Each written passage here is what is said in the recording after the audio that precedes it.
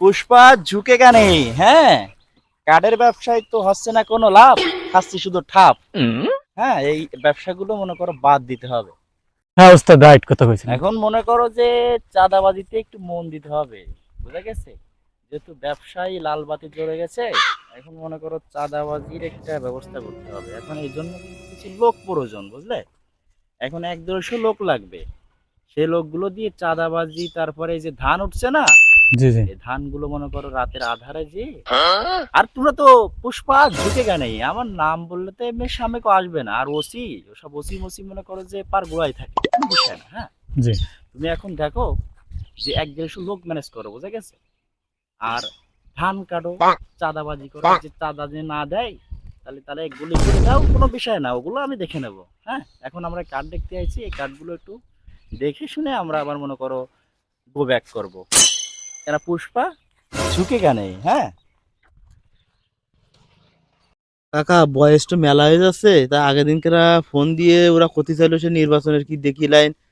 তা আমার তো আর নির্বাচন করার ইচ্ছা নেই। আমার ৫০-১ কোটি দিয়ে টাকা দেও, তাহলে মনে কর কি আমি বসেই থাকলাম।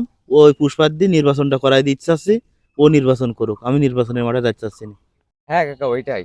যদি নির্বাচনের মাঠে না যায়, যদি ৫০-১ কোটি টাকা পাওয়া যায়, তাহলে নির্বাচন মাঠে যে কোনো তো লাভ নেই। পুষ্পাই করুক নির্বাচনটাই। আচ্ছা কাকা, তাহলে তুমি একটা কাজ করো, ওই পুষ্পা পিএস এর কাছে ফোন দাও। ফোন দিয়ে যদি মনে করো যে ওরা ডিলি রাজি হয়, ১ কোটি টাকা দিতে যদি রাজি হয়, তাহলে ওরা নির্বাচন করুক। তুমি ওর কাছে ফোন দাও, এক্ষুনি আমার সামনে ফোন দাও। ঠিক আছে, দিচ্ছি।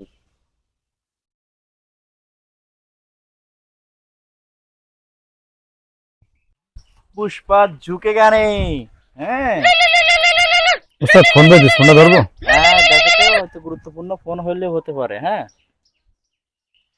হ্যাঁ, কাটা মাস্তানের ফিস দিয়েছি। হ্যাঁ, স্বীকৃতি ধরো, স্বীকৃতি ধরো, নির্বাচন সম্পর্কে কথা বলতে হবে। হ্যাঁ হ্যাঁ হ্যালো।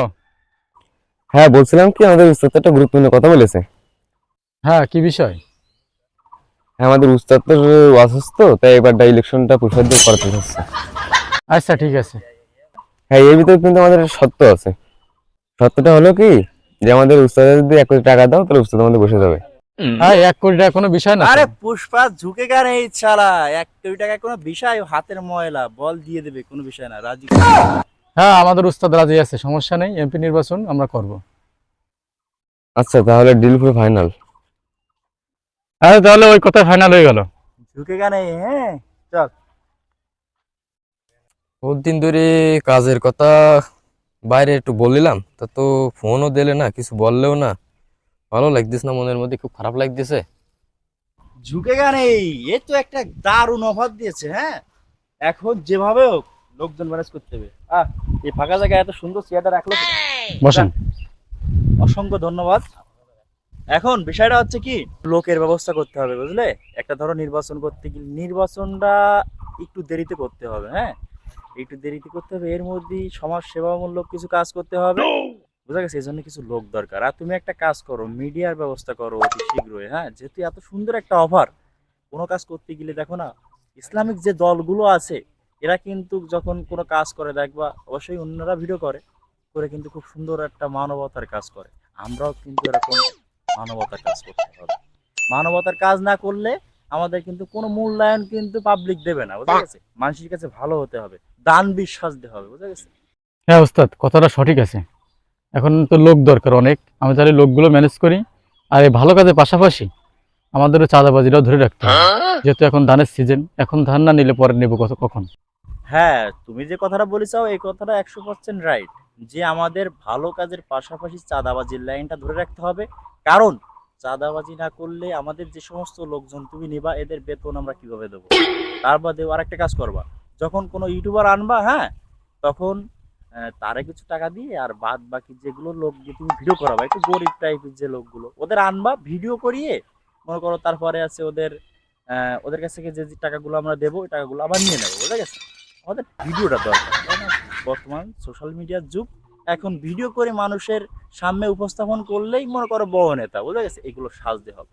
আর বাকি যে চাঁদাবাজির যে দুই একটা যদি বেলাইন করে, তা দুই একটাই মনে করো রাতারাতি বুঝ করে দিলেও কোনো সমস্যা নেই। হ্যাঁ, তুমি এক কাজ করো, আর গুরুত্বপূর্ণ সহকারে যেহেতু ২৫ সালের ভিতরে কিন্তু নির্বাচনটা হবে, তুমি এখন যেভাবে হোক লোকজন ব্যবস্থা করবো, বুঝা গেছে? আমার অনেক লোক লাগবে, 1-150 ছেলে পেলে যদি সাথে থাকে তাহলে জিনিসটা খুব সহজে হবে।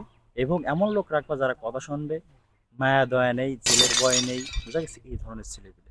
আর বেশিরভাগ চিন্তা করবা যে আওয়ামী লীগের যে ছেলেপিলেগুলো ছিল না, ওদেরকে আনা। তাহলে ওস্তাদ আমি এখনই ফোন দিচ্ছি, ওরকম ছেলেপিলে আমার হাতে অনেক আছে, সমস্যা নেই, আমি এখনই ফোন দিচ্ছি। আচ্ছা তাহলে তুমি শিগগির ফোন দাও, পুষ্পা কিন্তু ঝুঁকে গানে, হ্যাঁ? লোক যত বাড়বে তত আমাদের কাজ সহজ হবে। তুমি এক্ষুনি ফোন দাও তো। হ্যাঁ হ্যালো ছোট ভাই, তুমি যে ফোন দিছিলে কাজের জন্য, তা নির্বাচনের বিষয়টা কাজ হাতে পাইছি, 1-150 লোক লাগবে, তুমি লোকগুলো নিয়ে তাহলে চলে আসেন অফিসে, কাজ ঠিক হয়ে গেছে, সমস্যা নেই। হ্যাঁ আচ্ছা আচ্ছা, ওই এমপির সাথে কাজ 1-150 লোক আমার কাছে তো কোনো ব্যাপারই না, হাতে তুলি দিয়ে মনে করো যে ময়লা দিয়ে উড়াই দেবো আর কি। হ্যাঁ তাইলে আমি ওই 20 তারিখের থেকে হচ্ছে জয়েন করবান আর কি। আচ্ছা ওকে ওকে। তাহলে রাখছি এখন। হ্যাঁ তাহলে তুমি ওই লোকগুলো হিসাব কিতাব করে তুমি ওদেরকে সবার একটা বিল, কার কত দেওয়া যায় সেইভাবে, যার যোগ্যতা, যে যত টাকা আনতে পারবে তার সেইভাবে মর্যাদা দিবা, সেইভাবে একটা ডিমান্ড দিবা টাকা পয়সা মাসে মাসে। যাই হোক, তাহলে ওই কথা রইলো। এখন আমাদের এক কাজ করতে হবে, নির্বাচন বিষয়ক আরো কিছু কাজ করতে হবে, বুঝা গেছে? এখন নামাজ কালামও মাঝে সাথে পড়তে হবে। এখন চলো যাই, আজানের সময় হয়ে গেছে, নামাজটা আদায় করি। আগামী নির্বাচনের জন্য আমাদের ভোট দেয় মানুষের দ্বারে দ্বারে যাইতে হবে। এই কাজগুলো এখন মানুষ যাতে বুঝতে পারে যে আমরা নির্বাচন করছি, এবং ভালো সাজার একটা অ্যাক্টিং করতে হবে। তুমি বোঝো না পুষ্পা ঢুকে কেন এই খেলা? হ্যাঁ তাহলে চলো যাওয়া যাক মসজিদের দিকে, নাকি?